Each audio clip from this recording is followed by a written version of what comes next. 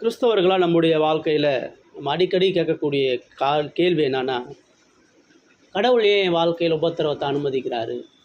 நான் கடவுளை தேடுறேனே, நான் ஜெபம் பண்ணுறேனே, நான் கடவுளுக்கு உண்மையாக இருக்கிறேனே, ஆனால் கடவுள் ஏன் எனக்கு கஷ்டத்தின் மேலே கஷ்டத்தை கொடுக்குறார்? கடவுள் ஏன் உபத்திரவத்தை கொடுக்குறார்? அந்த உபத்திரவத்திலேருந்து நான் எப்படி காப்பாற்றப்படுகிறது? இதான் நம்ம டெய்லி கேட்குறோம். இதுதான் நம்முடைய அடிப்படையான பிரச்சனை. இந்த 16வது அதிகாரம் அதுக்கு பதில் சொல்லுது. நம்ம தொடர்ந்து இந்த ஆபிரகாமுடைய வாழ்க்கையை பார்க்குறோம். ஆபிரகாம் ஒரு விக்கிரக வழிபாடு செஞ்சுட்டு இருந்தாங்க, கடவுளை அறியாதவன். ஆனால் கடவுள் கிருபையாக அந்த ஆபிரகாமை அழைக்கிறாரு. அழைச்சி அவனுக்கு வாக்கு தத்தம் பண்ணி அவனுடைய தேசத்தை இனத்தை விட்டு அவனை பிரிச்செடுத்து அவனை ஒரு புதிய மனிதனாக அவர் அழைக்கிறார். அப்படி அவன் கடவுளை தேடி வரும் பொழுது அவனுக்கு எல்லாமே நன்மையாக முடியலை. கடவுள் அவனுக்கு கானான் தேசத்தை தரேனாரு, ஆனால் சாகிற வரைக்கும் அவன் அதை அனுபவிக்கலை. உன் பிள்ளை வானத்து நட்சத்திரங்களை போல இருக்குன்னு சொன்னார், அதையும் அவன் அனுபவிக்கலை. கடவுளுடைய வாக்கு தத்தத்தை அவன் விசுவாசித்து வந்த பொழுதும் இந்த ஒவ்வொரு அதிகாரத்தையும் நீங்கள் பார்த்தீங்கன்னா ஆபிரகாம் எவ்வளவு பலவீனப்படுகிறான். பைபிள் சொல்லுது அவன் விசுவாசத்தில் தகப்பன். எபிரேயரில் சொல்லு, விசுவாசத்தில் தகப்பனா பெரிய அசாத்தியமான காரியங்களை செஞ்சு, அல்லது இந்த உலகத்தில் ஒரு பெரிய செல்வ செழிப்பான வாழ்க்கை வாழ்ந்து ஒரு பெரிய காரியங்கள்லாம் அவன் செய்யலை. அவன் தினந்தோறும் சந்திக்கக்கூடிய பிரச்சனைகளை கடவுளை சார்ந்திருந்தான். அதான் நம்ம பார்க்குறோம். 13ஆம் அதிகாரத்தில் கடவுள் பார்வோன் இடத்துல அவனுடைய மனைவியை கொண்டு போய் கொடுக்குறான். அதனால் கடவுள் அங்கேருந்து பார்வோன் இடத்துலேருந்து ஆபிரகாமை காப்பாற்றி வருகிறார். திரும்ப அடுத்த அதிகாரத்தில் லோத்துக்கும் அவனுக்கு பிரச்சனை வருது. லோத்து அவனை விட்டு புரிஞ்சு போகிறான். ஆனால் கடவுள் சொல்கிறார், நான் உன் கூட இருக்கிறேன், பயப்படாத அப்படின்றார். இப்போ கடவுளை பின்பற்றும் பொழுது உறவுகளை இழக்கிறான். கடவுளை பின்பற்றும் பொழுது உலக பயங்கள்னால் சூழப்படுகிறான். கடவுளை பின்பற்றும் பொழுது அநேக பாடுகளை குடும்பத்திலையும் சந்திக்கிறான், வெளியையும் சந்திக்கிறான். இப்போ இதுதான் நம்ம என்ன தெரிஞ்சுக்கணும்னா, நான் கடவுளை தேடுறேன், எனக்கு பிரச்சனையே வந்துடக்கூடாது. நான் கடவுளை தேடுறேன், எனக்கு வியாதியே வந்துடக்கூடாது. நான் கடவுளை தேடுறேன், எனக்கு எந்த துக்கமும் வந்துடக்கூடாதுன்னு நம்ம நினைக்கிறோம்.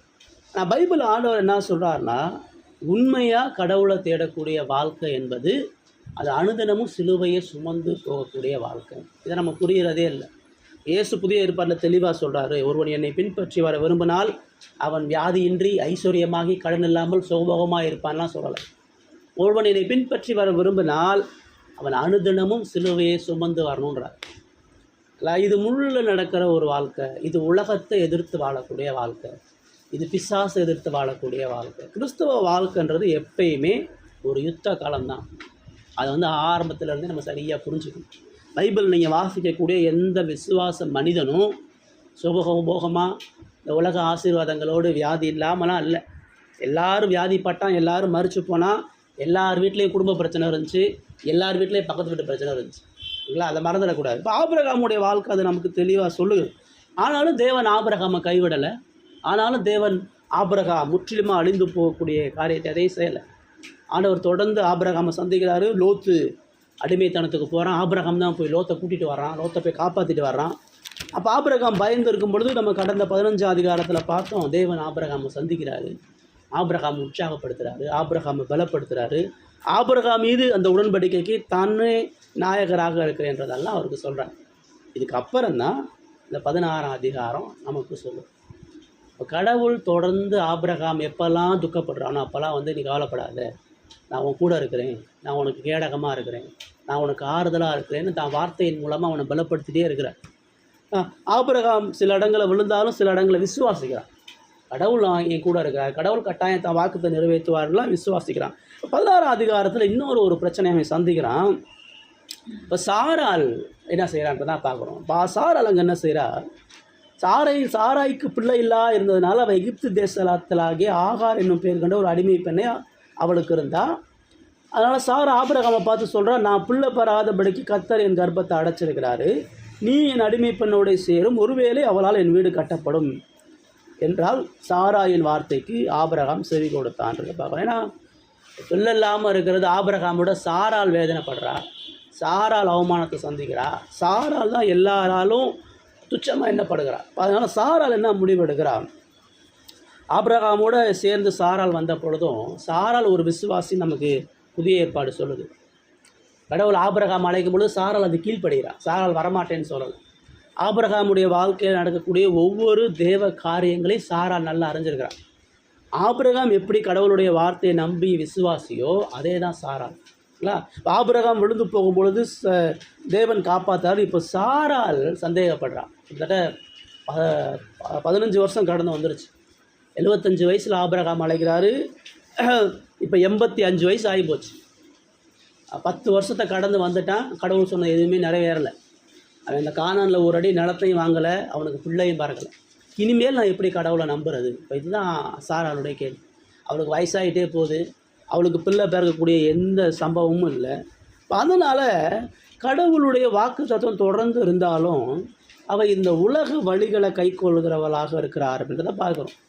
எகிப்துக்கு போகும்பொழுது அந்த எகிப்தில் அவங்க ஆடு மாடுகளை பெற்றுக்கொண்டு அங்கேருந்து வேலைக்காரங்களை பெற்று வருகிறாங்க.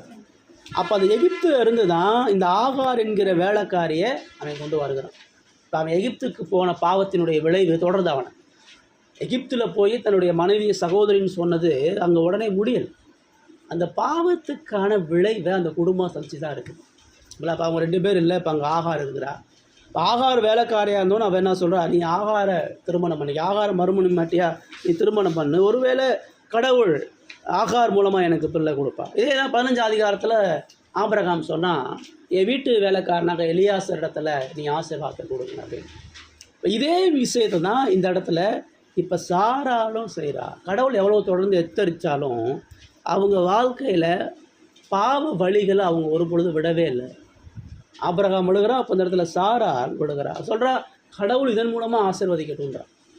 கடவுள் பல முறை எச்சரிக்கிறார், சாராயின் கர்ப்பத்திலிருந்து தான் நான் உனக்கு வாக்குத்தத்தத்தின் பிள்ளையை தரப்போகிறேன், சாராய் மூலமாக பெறுகிறவன் தான் கானானை சொந்தரிக்க போகிறான்ற எல்லா வாக்கு தத்துவத்தையும் கடவுள் தொடர்ந்து கொடுக்குறார். இதெல்லாம் சாராளுக்கு தெரியும். ஆனாலும் அவள் இந்த உலகத்தில் கலாச்சாரம் என்ன சொல்கிறதோ, ஆனால் கலாச்சாரம் தான் இன்றைக்கும் கலாச்சாரம் தான். ஒரு பெண்ணு திருமண ஆய்க்கில் பிள்ளை இல்லைன்னா அவளுடைய தங்கச்சி இல்லைன்னா வேற ஒருத்தவங்களுக்கு திருமணம் பண்ணி கொடுக்குறது தொன்று தொட்ட கலாச்சாரமாக இருந்துச்சு. இப்போ அதை தான் சாரால் அங்கே முடிவெடுத்து செய்கிறான். இப்போ ஆபிரகாம் தடை செய்யலை இல்லைங்களா? ஆபிரகாம் அதை தப்புன்னு சொல்லலை, ஆபிரகாம் சாராலை கண்டிக்கலை, ஆபிரகாம் அவளுடைய வழி தவறுன்றதை எந்த இடத்துலையும் அவள் சொல்லலை. இப்போ சாராளோட நீண்ட கால பரியாசம், நீண்ட கால உபத்திரவம், நீண்ட கால அவமானத்தில் அவர் முடிவெடுக்கிறார். என்ன முடிவு? கடவுளுடைய வழிகள் மட்டும் நமக்கு சரியானது அல்ல. வெறுமனே கடவுளை நம்பினா நமக்கு அவமானம் தான் வரும். வெறுமனே கடவுளை தேடி போனால் நமக்கு பரியாசம் தான் வரும். கடவுளை தேட தேட நமக்கு உபத்திரவும் பிரச்சனை தான் வருது. அதனால் உடனடியாக நம்மளுடைய பிரச்சனை தீர்வதற்கான காரியத்தை செய்வோம். கடவுளிடத்துலேருந்து வரக்கூடிய அந்த மீட்புக்காக அவள் காத்து இல்லாமல் கடவுளுடைய வாக்கு தத்தங்களுக்காக பொறுமையாக காத்திருக்கக்கூடிய காரியத்தை அவள் செய்யாமல் சுலபமான வழிகளில் பிரச்சனையை தீர்க்க பார்க்குறான். இதான் உலகம் எப்பயுமே அப்படி தான். நீங்கள் கடவுளை தேடினீங்கன்னா உங்கள் பிரச்சனை தீரும், ஆனால் லேட்டாக தீரும். கடவுள் நம்ம இடத்துல பொறுமையையும் விசுவாசத்தையும் வர்த்திக்க பண்ணாமல் நம்ம பிரச்சனையை தீர்க்கறதில்லை. நம்முடைய பிரச்சனையினுடைய வீரியத்தையும் காலியத்தையும் நம்ம உணராமல் நமக்கு விடுதலை தர்றதில்லை. ஒவ்வொரு பிரச்சனைகள் மத்தியிலையும் அந்த பிரச்சனையினுடைய பாதிப்பு என்னென்ற உணர்த்துதலை கொடுத்து தான் கடவுள் விடுதலை. அதுக்கு தான் அவர் காலதாமதம் எடுக்கிறார். ஆபிரகாமுக்கு ஏன் உடனே பிள்ளை தரலைன்னா, உடனே பிள்ளையை கொடுத்துருந்தா அவன் கடவுள் மீதான விசுவாசத்தில் பலவீனப்பட்டிருப்பான். உடனே ஈசாக்கு அவனால் பலி செலுத்த முடியாது. கடவுள் தான் எல்லாவற்றுக்கும் ஆதி காரணர், மேன்மையானவன்றதை உணர மாட்டான். அதனால தான் அவனை காலம் தாழ்த்துறார். பைபிள் எல்லா இடத்துலையும் அவர் காத்திருக்க சொல்கிறார் அப்படின்னா, கடவுள் தான் நேரத்தில் காலம் தாத்துறது அல்ல, மனிதனுடைய புரிதலுக்காக, மனிதனுடைய விசுவாசத்துக்காக, தமது ஜனங்களுடைய நன்மைக்காக தான் கடவுள் சில பிரச்சனைகளை நீண்ட காலமாக அனுமதிக்கிறார். சில உபத்திரமும் சில வழிகளை கடவுள் தன்னுடைய பிள்ளைகளுடைய வாழ்க்கையில் நீண்ட காலமாக இதுக்காக அதன் மூலமாக அவங்க பலம் உள்ளவர்களா, திடம் உள்ளவர்களா, கடவுளை மாத்திரம் பற்றி கொண்டிருக்கும்படியான காரியங்களை செய்கிறார். ஆனால் இப்போ சாராளுக்கு கடவுளுடைய வழியை விட உலக வழி ஈஸியாக தெரியுது. இப்போ ஆகார கல்யாணம் பண்ணிட்டா அவள் குழந்தை பெற்றுவான்னு அவன் நினைக்கிறான். அதே மாதிரி ஆகார திருமணம் பண்ண உடனே அவள் கர்ப்பம் தரித்து அவள் பிள்ளை பெக்கிறதை நம்ம பார்க்குறோம். இப்போ பிரச்சனை தேர்ந்துருச்சு. இனிமேல் சாராலை யாரும் மறுபடியும் சொல்ல மாட்டாங்க, ஆபிரகாமுக்கு பிள்ளை இருக்குது, இனிமேல் இப்போ ஊர் யாரும் தன்னை பரியாசம் பண்ண மாட்டாங்கன்னு அவன் நினச்சான். ஆனால் அது தொடர்ந்து இருந்ததான்றதை நம்ம 5வது வசனத்தில் பார்க்குறோம். 4 கடைசியை சொல்லுது, ஆகாள் கர்ப்பம் தரித்தால் அவள் தான் கர்ப்பவதியானதை கண்டபோது தன் நாச்சியாரை அற்பமாக எண்ணினாள். இப்போ எதுக்கு ஆகார் எதுக்கு திருமணம் பண்ணி கொடுத்தானா, நம்மளை யாரும் இனிமேல் குறை சொல்ல மாட்டாங்க, நம்மளை யாரும் பரியாசம் பண்ண மாட்டாங்க, நமக்கு இனி எந்த பிரச்சனையும் இல்லைன்னு நினச்சேன். ஆனால் எந்த ஆகார திருமணம் பண்ணி கொடுத்தாலோ அந்த ஆகாரே சாரால அற்பமாக எண்ணுகிறார். சாரால மதிக்கலை. ஆபிரகாமுடைய மனைவி நான் தான், எனக்கு தான் தேவன் கர்ப்பத்தை கொடுத்துருக்கார், உன் சாபம் என்ன இருக்குது, நீ கடவுளால் தேர்ந்தெடுக்கப்பட்டவல்லன்ற உபத்திரவத்துக்குள்ளாக போகிறான். எதை அவள் செஞ்சாலோ அதுவே அவளுக்கு பிரச்சனையாக, அதுவே அவளுக்கு ஆபத்தாக முடிந்ததுன்றதை பார்க்கணும். எப்பயுமே நம்ம வாழ்க்கையில் நம்ம பிரச்சனைக்கு தீர்வு இந்த உலகம் சொல்லும். உலகத்தில் பிரச்சனையை நம்மளால தீர்க்க முடியும்.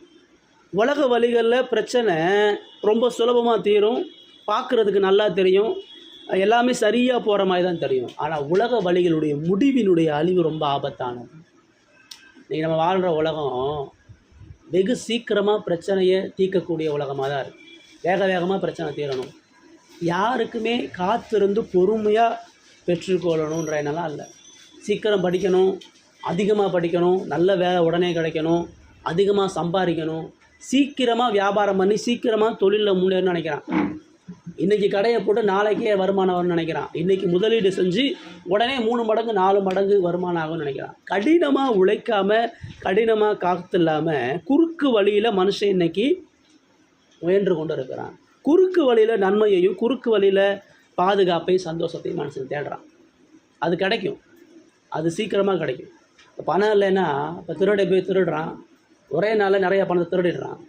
அந்த பணம் இருக்கிற வரைக்கும் சந்தோஷமாக தான் இருப்பான். அதுக்காண்டி அது சரியான வழியாக ஆயிருக்கான். இப்போ பணத்தை முதலீடு செய்கிறாங்க, பேங்க்கில் முதலீடு பண்ணால் வட்டி கம்மி. இந்த மாதிரி ப்ரைவேட் கம்பெனியில் முதலீடு போட்டால் 2 மடங்காக பலன் தரான்னு சொல்லி முதலீடு கொடுத்துட்றான். அது என்ன சொல்லுது, பொறுமையாக காத்திருக்காமல் உடனே பணம் அதிகமாக வரணும் இது போடுறான். என்ன நடக்குது, எல்லாம் ஏமாந்தான் போகிறான்.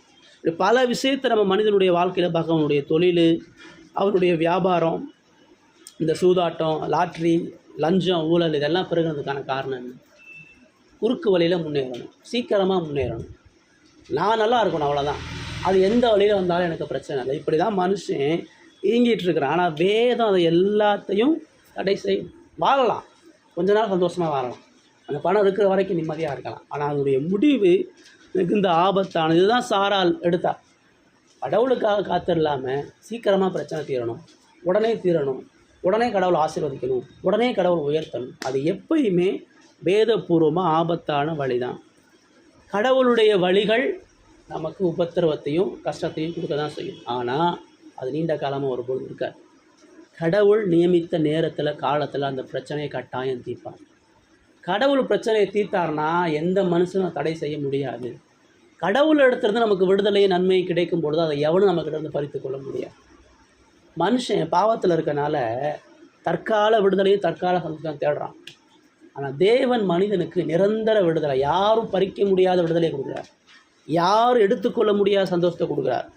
மனுஷன் இந்த உலகத்தில் மாத்திரம் இல்லை, மரணத்துக்கு அப்புறமும் சந்தோஷமாக கொண்ட ஒரு வாழ்வை கடவுள் கொடுக்குறார்.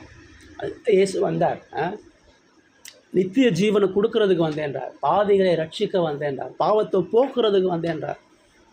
ஆனால் அன்றைக்கி இயேசுவை எல்லாரும் ஒரு ஜோசியக்காரை மாதிரி பார்க்குறாங்க. உடனே சீக்கிரமாகணும், ஒரு தலைவலி வந்தால் உடனே, இப்போ ஒரு பாஸ்ட் ஜோப் பண்ணி சரியாயிடணும், ஒரு வியாதி வந்தால் உடனே சரியாயிடணும், உடனே கடன் போயிடணும், உடனே குடும்ப பிரச்சனை போயிடணும் தான் அன்றைக்கி மனுஷன் அல்லாடுறான்.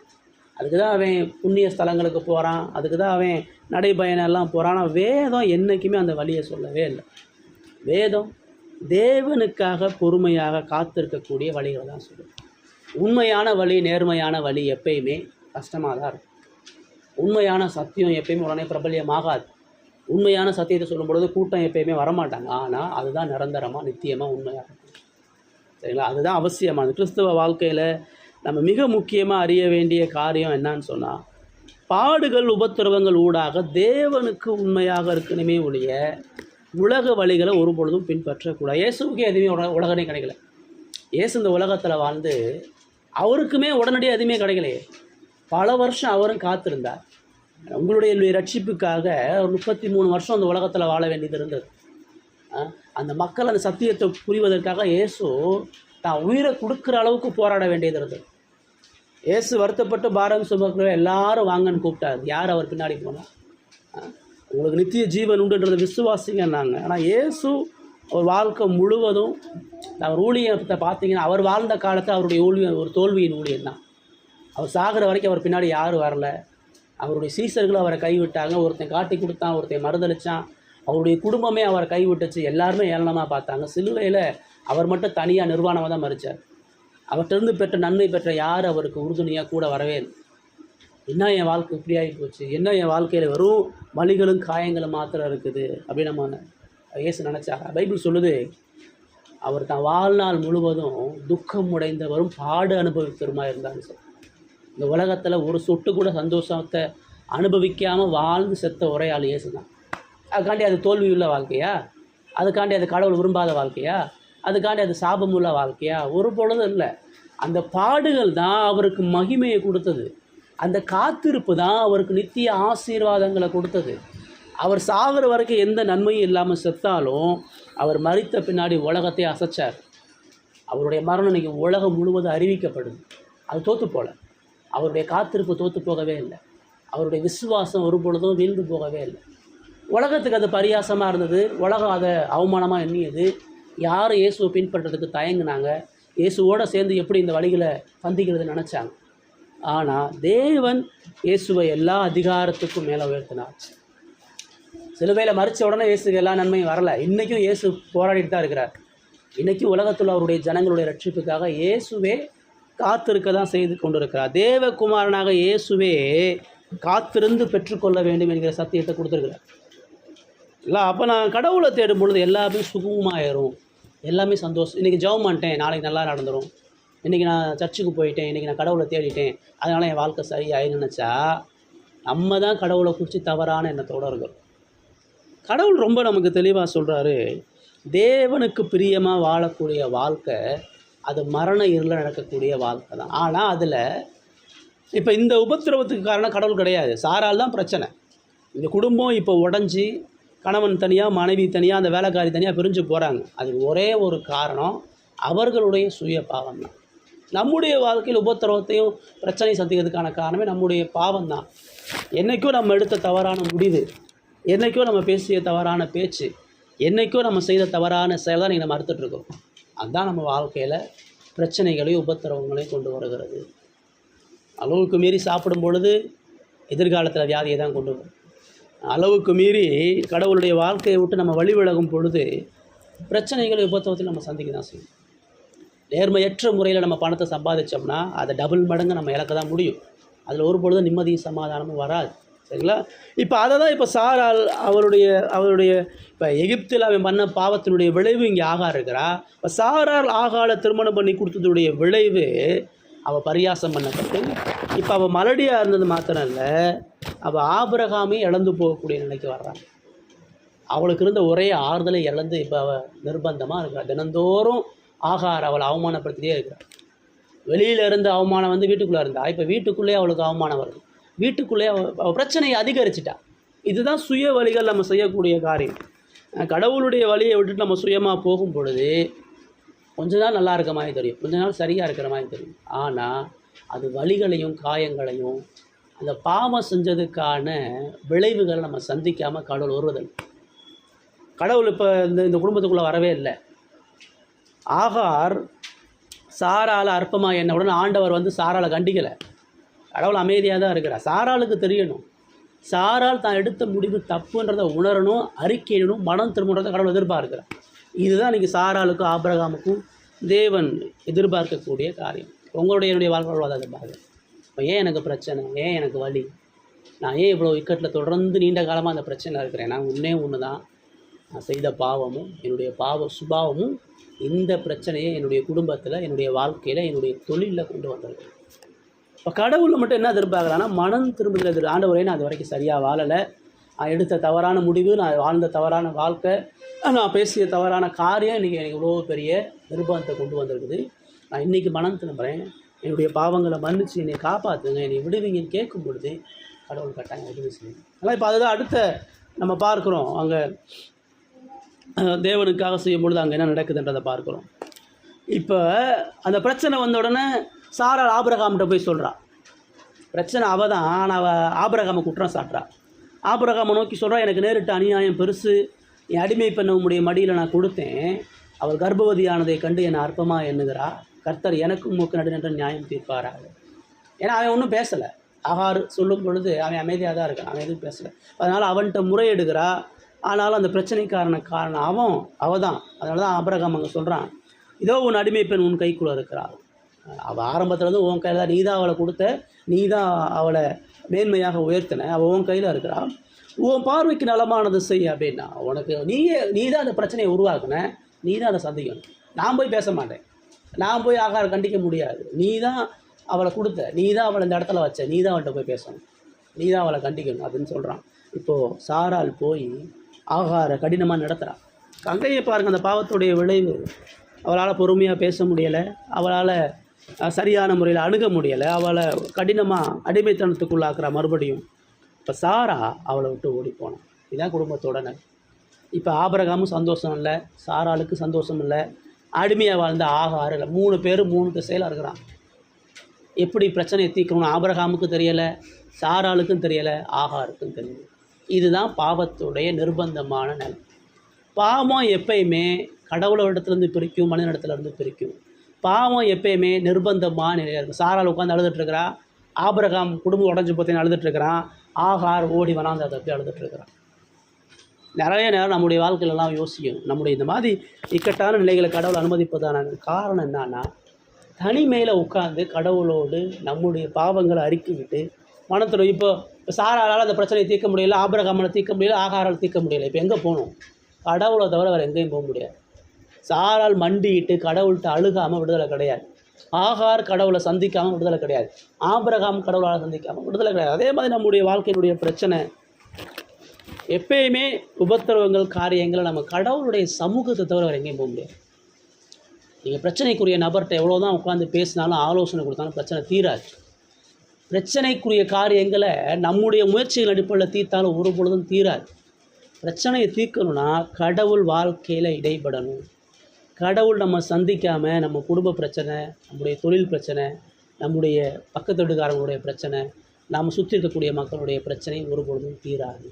தேவன் சுத்தம் வைக்கணும். அதனால தான் தேவ சமூகத்தில் எப்போ நமக்கு உபத்திரம் வந்தாலும் நம்ம போகக்கூடிய இடம் போதகர் கிடையாது, இயேசுட்டு தான் போகும். என்னிடத்தில் வாருங்கள் தான் சொல்லுவார். மனுஷனால் ஒரு பொழுதும் ஆலோசனை மீட்பையும் தர முடியாது. சரிங்களா? இப்போ சாகார் அவளை விட்டு ஓடி போகிறா. 7வது வசனத்தில் கர்த்தருடைய தூதன் அவர் அவளை வனாந்தரத்திலே சூருக்கு போகிற வழி அருகே இருக்கிற நீருட்டண்டையிலே கண்டு. கடவுள் இப்போ சாராள்கிட்ட போகல, கடவுள் ஆபிரகாம்கிட்ட போல, கடவுள் ஆகார தேடி வர்றா. ஏன்னா ஆகார் இப்போ கர்ப்பவதியாக இருக்கிற. அவங்க 2 பேருடைய வழிகளை விட ஆகாருடைய வழி மிக கொடூரமான ஒரு. அப்போ அவங்க 2 பேரும் சமாதானம் ஆயிடுவான். ஆகார் போயிட்டா, இனி ஆபிரகாம் சாரால் சேர்ந்து தான் வாழணும், பேசிக்குவாங்க. இப்போ ஆகாருடைய நிலை என்ன? ஆகால் இனி போய் யாரை திருமணம் பண்ண முடியும்? ஆகால் இனி எங்கே ஓடுறது? அவள் எகிப்திலிருந்து அடிமையாக தான் வந்தா, இனி போய் இவள் எப்படி அடிமை இன்னொருத்தன்ட்ட வேலை பார்க்க முடியும்? புரியுதுங்களா? ஈவந்தோ ஆகார பைபிள் விசுவாசம் எங்கேயுமே சொல்லணும். அவள் ஆபிரகாமுடைய கடவுளை விசுவாசித்தவளும் கிடையாது, ஆபிரகாமுடைய தேவனை நம்பி பின்பற்றவளும் கிடையாது.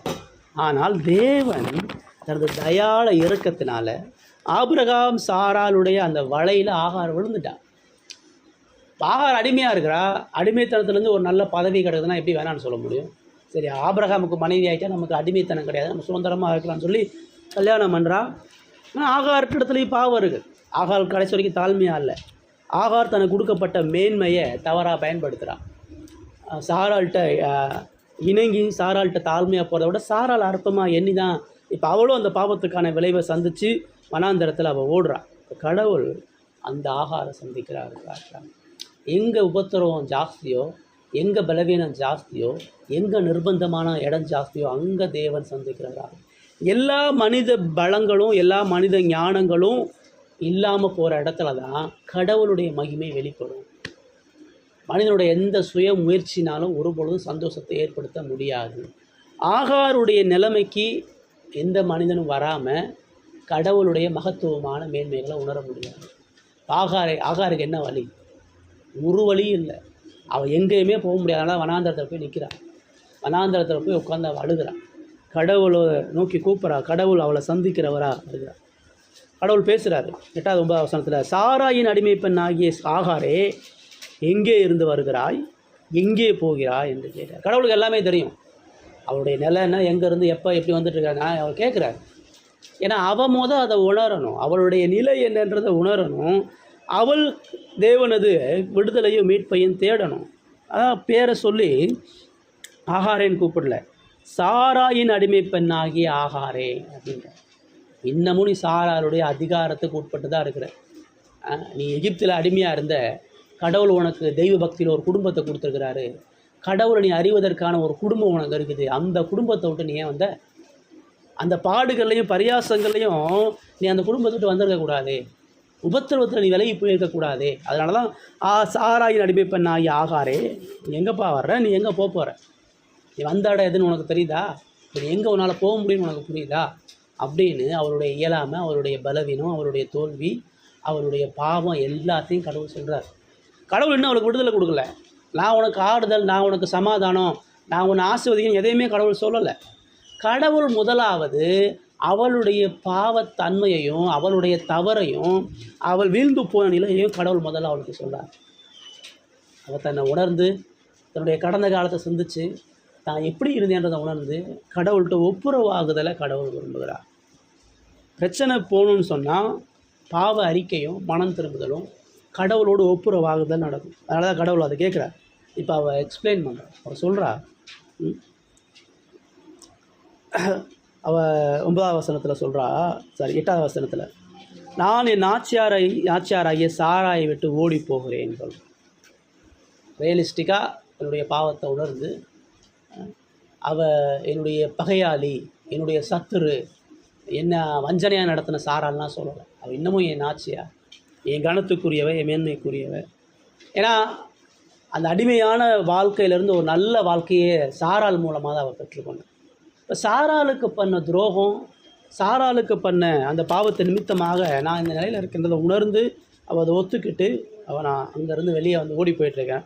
கடவுள் அவளுக்கு பதில் சொல்கிறாரு,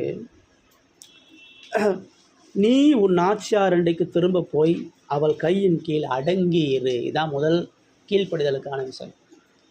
வெளியே எங்கே போனாலும் உனக்கு நிம்மதி கிடையாது. எங்கே போனாலும் உனக்கு விடுதலை. நீ போக வேண்டிய இடம் எங்கே விட்டு வந்து அங்கேயே திரும்ப போ. நீ ஆபிரகாமுடைய வீட்டில் சாராளுக்கு கீழ்ப்படிந்து இருக்கிறத தவிர உனக்கு எந்த விடுதலை இல்லை. நம்முடைய பிரச்சனைகள் உபத்திரவங்களை கடவுள் நம்முடைய பாவ அறிக்கையை எதிர்பார்க்குறாரு. இன்னொன்று நம்ம கடவுள்கிட்ட என்ன எதிர்பார்க்குறாருன்னா, கடவுளுடைய வழிகள் இடத்துல வரணும். கடவுள் வெளிப்படுத்தின சத்தியத்துக்கு நம்ம செவி கொடுக்கணும். கடவுள் கொடுத்த அவருடைய வாக்கு தத்தங்களையும் அவருடைய வார்த்தைகளிடத்தில் நம்ம திரும்பி வரோம். வேதத்தை விட்டு விலகி உலக வழிகளில் போய் நம்ம நிர்பந்தமாக ஆகும் பொழுது, அந்த நிர்பந்தமாக நிலையில் கடவுள் நம்மளை எச்சரிக்கும் பொழுது மறுபடியும் வேதத்துக்கு திரும்ப வரோம். மறுபடியும் கடவுளுடைய வழிகளில் வாழ பிரயாசப்படணும். மறுபடியும் கடவுள் நம்மளை எங்கே அழைத்திருக்கிறாரோ அந்த அழைப்பின் காரியங்கள் நிறைவேற்றணும். அதை தான் ஆகாருக்கு அவர் சொல்கிறாரு, நீ திரும்ப போங்க அடங்கி இருந்தார். அவள் முடியாதுன்னு சொல்லலை, மறுபடியும் நான் எப்படி போகிறதுன்னு சொல்லலை. அவள் ரியலைஸ் பண்ணுறா, கடவுள் இடைபெறுகிறத உணர்றா, அவள் திரும்பி போகிறதுக்கு தயாராக இருக்கா. அதனால தான் திரும்ப 10:11 அவளுக்கான மீட்பு அவர் சொல்கிறாரு. கர்த்தருடைய தூதன் அவளை நோக்கி, உன் சந்ததியை மிகவும் பெருக பண்ணுவேன், அது பெருகி எண்ணி முடியாதாக இருக்கும் அப்படின்னு ஆபிரகாம் சொன்ன அதே விஷயத்தை சொல்கிறார். நீ போ, உன் வாழ்க்கை நல்லாயிருக்கும். நீ போ, உன் மகனையும் உன்னுடைய சந்ததியை ஆசீர்வதிப்பேன். ஆபிரகாமை போல் ஆசீர்வாதம் உனக்கு வேணும்னா நீ அங்கே போய் அடங்கி. உன்னுடைய வாழ்க்கையில் மேன்மையான ஒரு திட்டத்தை நான் வச்சுருக்கிறேன். உன் வாழ்க்கையில் ஒரு மேன்மையான நோக்கத்தை நான் வச்சுருக்கிறேன். அவனுடைய சந்ததி முழுவதும் பெருகி இருக்கும். நீ கவலைப்படாமல் சந்தோஷத்தோடு போன்ற மேன்மைய தேவன் சொல்லலாம். தற்கால பிரச்சனைக்கான விடுதலையை சொல்லலை, அவளுக்கு வேண்டிய அவளுடைய எதிர்காலத்தை கடவுள் அறிஞ்சு சொல்கிறார். அவன் வாழ்க்கை நல்லா இருக்குமா, நீ அங்கே போ. இப்போ இவள் போன உடனே சாரால் மாலை போட்டு அவளை வரவேற்க மாட்டான். இவள் போன உடனே ஆபிரகாமும் சாரால் ஐயோ வந்துட்டியான்னா சொல்ல மாட்டாங்க. இப்போ போனாலும் மறுபடியும் இவள் காயப்பட தான் செய்வாள். இவள் போனாலும் இவள் பாவத்துக்கான விளைவுகளை சாரால் மூலமாக ஆகார் சந்தித்து தான் ஆகணும். ஆனாலும் அவள் அடங்கி தாழ்மையாக கடவுள் மீது விசுவாசம் வைத்து அந்த உபத்திரவங்களை சந்திக்கும் பொழுது அவளுக்கு மேன்மையான வாழ்க்கை உண்டு. அதுதான் கடவுள் வாக்குத்தத்தம் பண்ணுறார். சொன்ன உடனே 11 அவர் சொல்கிறாரு, நீ கர்ப்பவதியாக இருக்கிறாய், ஒரு குமாரனை பெறுவாய், கர்த்தர் உன் அங்கலாய்ப்பை கேட்டபடியால் அவனுக்கு இஸ்மவேல் என்று பெயரிடுவாயா. நீ எந்த பிரச்சனை இருக்குன்னு கடவுளுக்கு தெரியும். நீ கர்ப்பவதியாக இருக்கிறேன்னு கடவுள் அறிஞ்சிருக்கிறார். உன் வழி என்னன்னு கடவுளுக்கு தெரியுது. கடவுள் நிச்சயம் உன் பிள்ளையை ஆசீர்வதிப்பார், உனக்கு ஒரு பிள்ளையை கொடுப்பாரு, அவனுக்கு இஸ்மவேல்னு பேர் வைகின்றார். இப்போ அவள் திரும்ப அங்கே சொல்கிறா 13வது வசனத்தில், அப்பொழுது அவள் என்னை காண்பவரை நானும் இவ்விடத்தில் கண்டேன் அல்லவா என்று சொல்லி தன்னோடே பேசின கர்த்தருக்கு நீர் என்னை காண்கிற தேவன் என்று பேர்.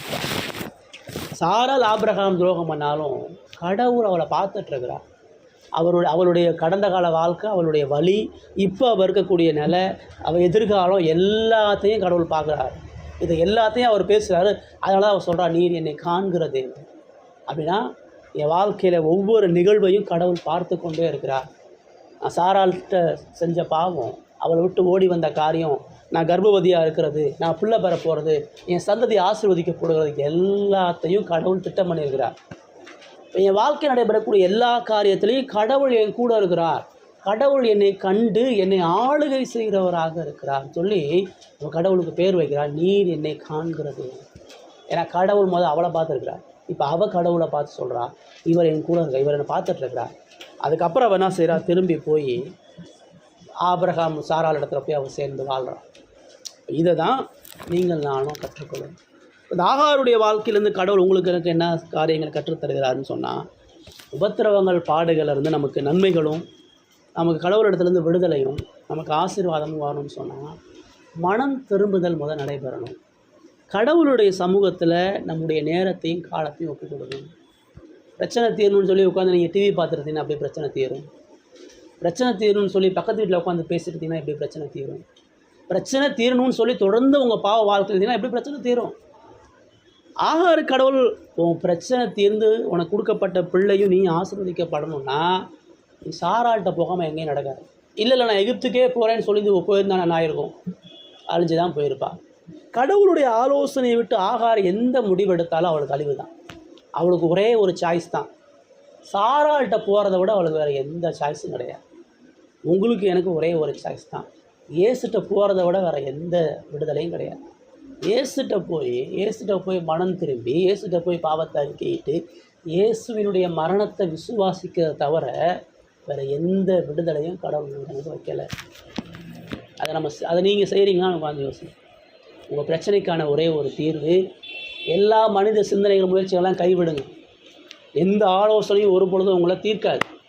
தனிப்பட்ட முறையில் கடவுளுடைய சமூகத்தில் உட்காந்து உங்களுடைய இருதயத்தை ஊற்றுங்க. அன்னாள் தான் இருதயத்தை ஊற்றுனா அவள் கர்ப்பவதி ஆகிற வரைக்கும், அவளுக்கு சாமுவேல் பறக்கிற வரைக்கும் கடவுளுடைய சமூகத்தை விட்டு விலகவே இல்லை. ஆசாரியன்னு சொல்கிறான், என்னம்மா இங்கே நின்றுட்டுருக்கிற, வீட்டுக்கு போமான்றான். அவள் இருதயத்தை கடவுள்கிட்ட ஊற்றிட்டே இருந்தான், தான் கண்ணீரை கடவுளுடைய சமூகத்தில் சிந்திட்டே இருந்தான். அப்படிலாம் நடக்காமல் நமக்கு பிரச்சனை தீராது. கடவுள்கிட்ட நம்ம மண்டியிடாமல், கடவுள்கிட்ட தாழ்மையிடாமல், கடவுள் இதை காப்பாற்றணுன்ற உணர்வோடு அவள்கிட்ட ஜெபம் பண்ணாமல் நமக்கு விடுதலை வராது. அது ஏதோ ஒரு நாள் ஒரு நேரம் இல்லை. அவர் சொல்கிறாரு, கேளுங்கள் தரப்படும், தட்டுங்கள் திறக்கப்படும். அது மூல மொழியில் எப்படி இருக்குன்னா, கேட்டுக்கொண்டே இரு தரப்படும்ன்றார், தட்டிக்கொண்டே இரு திறக்கப்படும்ன்றார். 2 தடவை தள்ளிட்டு போகிறதில்ல, திறக்கிற வரைக்கும் தட்டிக்கிட்டே இருன்றார். அவர் பதில் தர வரைக்கும் கேட்டுக்கிட்டே இருன்றார். உள்ளே பறக்கிற வரைக்கும் அண்ணா ஜெபம் பண்ணிகிட்டே இருந்தார். நீங்களும் நானும் ஏதோ ஒரு மாதம், ஒரு வாரம், ஒரு வருஷம் அப்படிலாம் நம்ம செஞ்சு பிரச்சனை தீரக்கூடாது. கடவுள் காண்கிறவர், கடவுள் ஆளுகிறவர். அவர் கட்டாயம் தன்னை கூப்பிடக்கூடிய மக்களுக்கு பதில் தராமல் போகவே மாட்டார். என்னிடத்தில் வருகிறவன் நான் புறம்பே தள்ளுகிறதில்லை, நானே வழி, நானே சத்தியம், நானே ஜீவன். அந்த இயேசுடைய சமூகத்தை விடாமல் பிரச்சனைகள், உபத்திரவங்கள், பாடுகளில் தினந்தோறும் உங்களுடைய ஜெப வாழ்க்கை, உங்களுடைய வேத வாசிப்பு, ஆராதிக்கக்கூடிய கடவுளுடைய காரியம் இதெல்லாம் விடாமல் நீங்கள் செஞ்சீங்கன்னா நிச்சயம் மீட்புக்கான வாசலை கடவுள் திறந்து கொடுக்க தான் செய்வார். நிச்சயம் தேவ ஜனங்களை அவர் ஒரு அழிவான இக்கட்டான நிலையில் விட மாட்டார். கடவுளை தேடக்கூடிய ஒவ்வொரு மக்களும் ஒரு பொழுது வெட்கப்பட்டு போவதில்லைன்னு பைபிள் நமக்கு சொல்லும். இயேசுவின் இடத்துல உண்மையாக பாவத்தை அறிக்கையிட்டு மனம் திரும்பி தொடர்ந்து அவர் தேவை. நம்ம என்ன நினைக்கிறோம், கடவுளுடைய பிரச்சனை சரி செய்யட்டும், அப்புறமா நான் கடவுளை தேடி போகிறேன், கடவுள் இதெல்லாம் மாற்றட்டும், அப்புறமா நான் சர்ச்சைக்கு போகிறேன், கடவுள் இதெல்லாம் மாற்றட்டும், அப்புறமா நான் ஒழுங்காக இருக்கிறேன். அது நடக்கவே நடக்காது. கடவுள் நம்மக்கிட்ட தான் விசுவாசம் எதிர்பார்க்குறார். நம்ம முதல்ல கடவுளுக்கு செய்ய வேண்டிய கடமைகளை செய்ய எதிர்பார்க்குறார். அப்படி செய்யும் பொழுது பிரச்சனை தீரும், உடனே தீராது. கடவுள் நியமித்த நேரத்தில் கரெக்டாக 100 வயசில் ஈசாக்கு பறக்கணுன்றதான் கடவுளுடைய திட்டம். 96, 97, 99 எந்த வருஷமும் இப்பெல்லாம் கிடையாது. கடவுள் ஒரு நேரத்தை வச்சுருக்கிறார். நம்ம பிரச்சனைக்கான தீர்வை கடவுள் வச்சுருக்கார். இந்த டைமில் இந்த பிரச்சனை தீர்க்கணும் வச்சுருக்கிறார். நம்ம அதை மாற்றவே முடியாது. ஆனால் அது வரைக்கும் பொறுமையாக விசுவாசத்தோடு கடவுளை பற்றிக்கொண்டே இருக்கணும். அப்படி பற்றிக்கொள்ளக்கூடிய மனிதன் மேன்மையான ஆசீர்வாதத்தை விசுவாசத்தை பெறுவோம். ஆகார் ஆசீர்வதிக்கப்பட்டது காரணம் தான். ஆபிரகாம் ஆசீர்வதிக்கப்பட்டது. இதுக்கப்புறம் திரும்ப வேற ஒரு பொண்ணை சாரால் ஆபிரகாமை தேடணும். இதுதான் அவங்களுடைய கடைசி. அதுக்கப்புறம் தொடர்ந்து கடவுள் தர்ற வரைக்கும் பொறுமையோடு காத்திருந்து ஈசாக்கை பெற்றுக்கொண்டு முழு உலகத்துக்கு ஆசீர்வாதமாக மாற்றலாம். இன்றைக்கி நம்ம பேசுகிறோம். இன்றைக்கி நம்ம இந்த ஆபிரகாமின் சாரா ஏன் பேசுகிறோம்? அன்னைக்கு அவன் பொறுமையாக காத்திருந்தோம். அவனுடைய 25 வருஷ விசுவாச போராட்டத்தை இன்றைக்கி நம்ம படிக்கிறோம். நம்மளும் அதே போல் கடவுளுடைய சமூகத்தில் பொறுமையோடு விசுவாசத்தோடு கடவுளை பற்றி கொள்ளும் பொழுது, சத்தியம் போதிக்கிற இடத்துல நீங்கள் இருக்கும் பொழுது, கடவுளுடைய வார்த்தை சொல்லப்படக்கூடிய இடத்துல உங்களுடைய இருதயம் உங்களுடைய சிந்தனை இருக்கும் பொழுது, நிச்சயம் கடவுள் உங்களுக்கான ஆறுதலை சமாதானத்தை தருவார், விடுதலை தருவார் அவருடைய நேரத்தில். அது வரைக்கும் விசுவாசத்தில் தொடர்ந்து கடவுளை பற்றி கொள்ளுவோம். இயேசு கிறிஸ்து மட்டும்தான் நம்முடைய பிரச்சனைக்கான ஒரு தீர்வு. எந்த மனிதனும் எந்த சூழ்நிலையும் மாற்றாது. அவரை பற்றி கொள்வோம். அதுக்காக தான் அவர் சிலுவையில் மரித்தார். அவருடைய சிலுவை மரணம் நமக்கு மேன்மையான ஆசீர்வாதம். சரிங்களா? ஜெபம் பண்ணலாம்.